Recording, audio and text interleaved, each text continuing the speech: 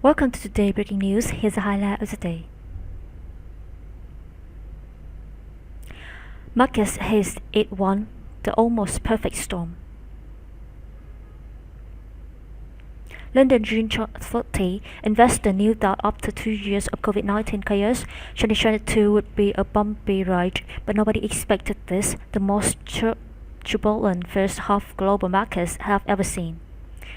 To grasp just how torrid things have been, consider two things. MSCI's 47-country World Stock Index has suffered its biggest S1 drop since its creation in 1990. At the same time, 10-year U.S. Treasury bonds, the benchmark of global borrowing markets and traditional go-to assets in troubled times, have had their worst first half since 1788.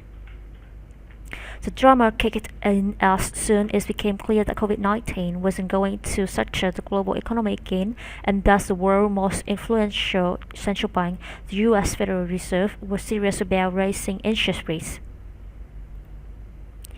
Foreign strength in the dollar has seen it rise 9% against baskets of the main world currencies in the first half, and it is up by a far larger 15.5% against the Japanese yen, which has been left at its weakest. Crypto markets has been hammered, meanwhile, by the recent collapse of the Terra USD and Lunar stablecoins and its quarter 55% Bitcoin slump.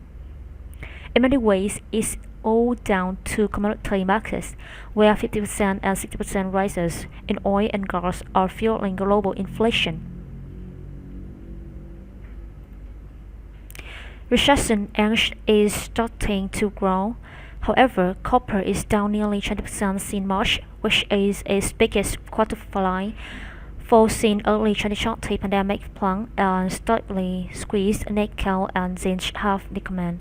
Both a commodity analyst Michael Weimer says more volatility is likely larger because of limited supply. The next 6 months are going to be particularly problematic.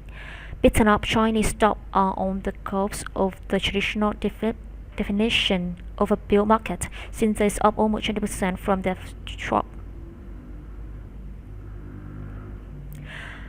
Deutsche Bank gem rate, meanwhile, found that fine was 8-1 performances for the US S&P 500 before this year.